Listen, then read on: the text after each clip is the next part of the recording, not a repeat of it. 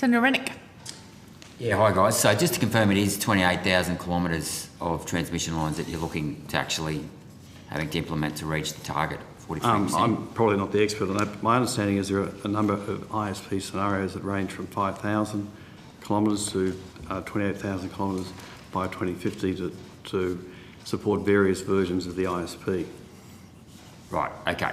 So if you don't know the distance, then you're not going to know how much it's going to cost either. Is that fair to say? Correct. Right, and okay. what properties are involved and the impacts, etc. Okay, which begs the next question then, Senator McAllister, given that the Leader of the Senate, Senator Wong, constantly says that renewables are cheaper. How can you possibly say renewables are cheaper when you actually don't even know the cost in building the transmission lines? Senator Rennick, there are many leaps of logic in the way that you pose that question. No, there's not actually. Essentially, Australia's electricity system is organised with the assistance of 3 market bodies. The Integrated Systems Plan describes the network requirements that will be needed to deliver on new capacity, and the market responds to that descriptor. Rewiring the Nation intervenes in this way. It says where a transmission line needs to be built, we will create the capacity to provide low-cost finance.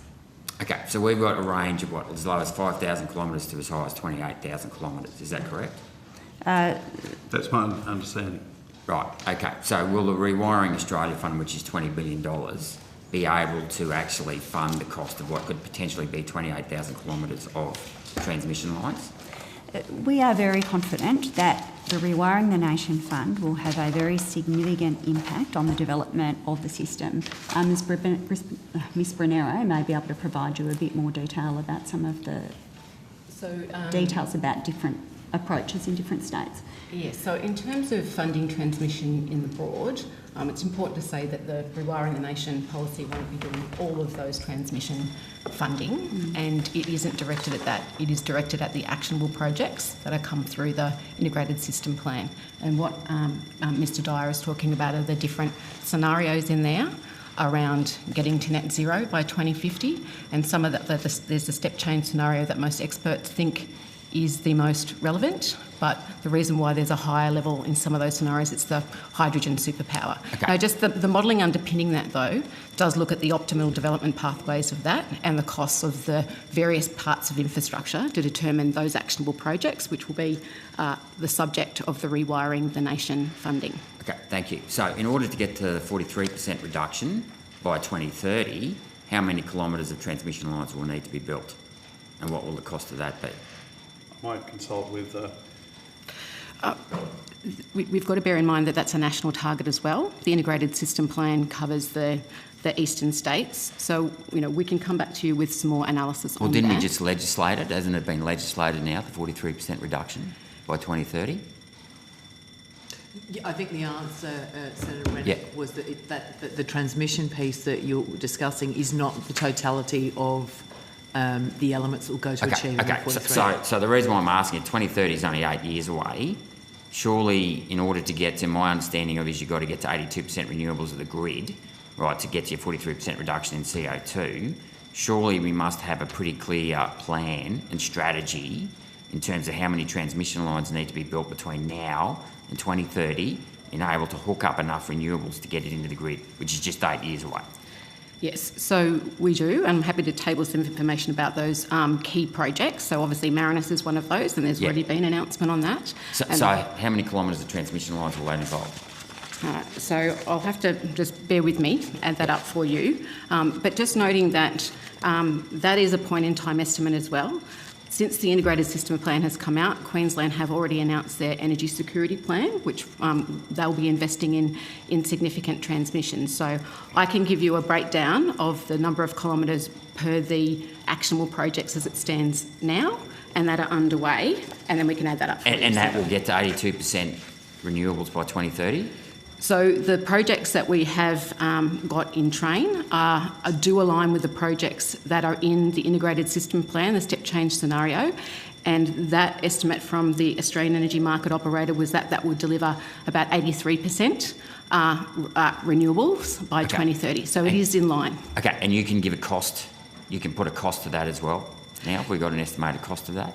So we can pull out the estimated costs of those projects as per is going through the regulatory impact tests at the moment. Sure. And give a breakdown of those. There's things, yeah. And then do you feed that information back to the CSIRO in terms of their cost gen report? And the reason why I say that is when I met with the CSIRO about the cost gen report, they said that no more transmission lines were going to be needed to be built until renewables hit 50% of the grid. So the CSIRO, so I haven't personally had conversations with them. Sure. In terms of their modelling, my assessment is that they would be relying on the Australian Energy Market Operators analyses, and that's the integrated system plan and things like the statement of opportunities is where we're drawing our analysis from. And that's fair enough. The reason why I ask, I'm just curious because the cost gen report's often used as the basis to say that renewables are cheaper, but there's actually a lot of what I consider flawed assumptions in there, one of them being that you don't need any more transmission lines until renewables hit 50% of the grid, and there's no recycling costs taken into account. So I just, that's a comment, you don't need to respond to that. And in terms of all the transmission lines that you need to get built between now and 2030 to get to 82% of renewables, have you got approvals for all of that from the various landholders?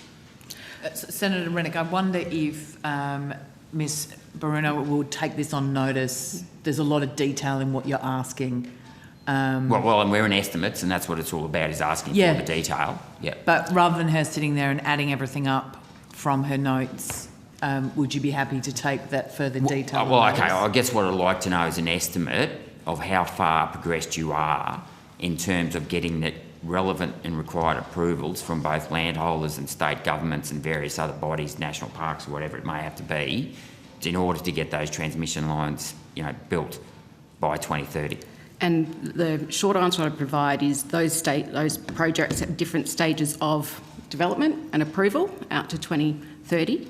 And so some of those that are slated to be delivered in the latter part of the decade will be going through the engagement and consultation processes as a later point in time. And clearly some of those arrangements are going to change with respect to the various landholders when we get there. So we can let you know which projects have had engagement with the community and which ones are to come. So, Senator McAllister, you're still convinced that you'll be able to get to 82% of renewables by 2030? Senator Rennick, the government is planning to get to 82% well, and you can by plan 2030. anything. The question is, are you going to get there or not? Are you still 100% confident that you will reach that target?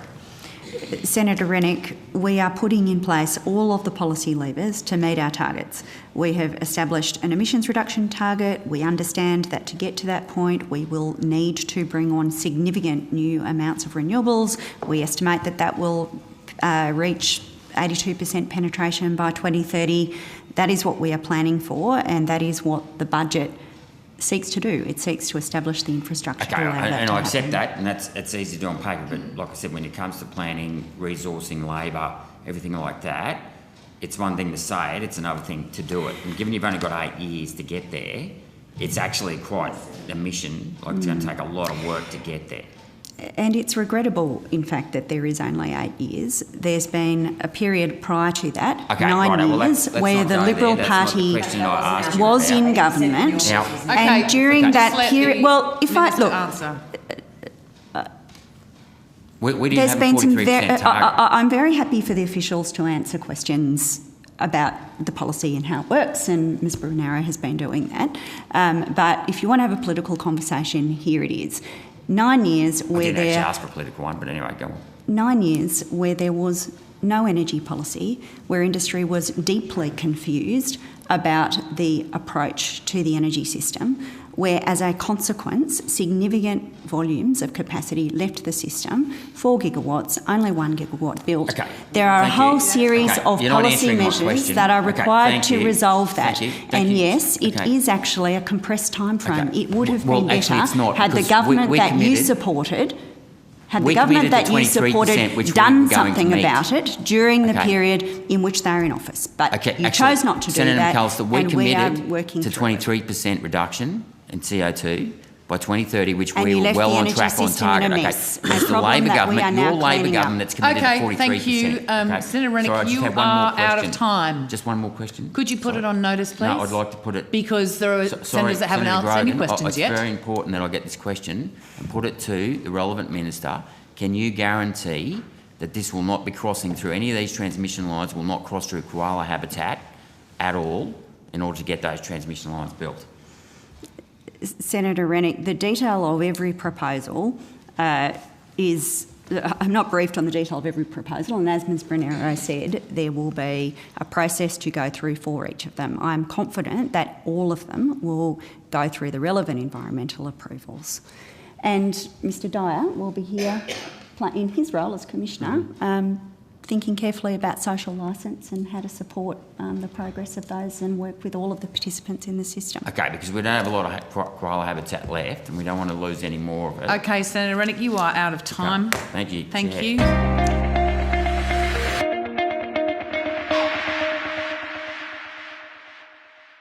Authorised G. Rennick, LNP Chermside.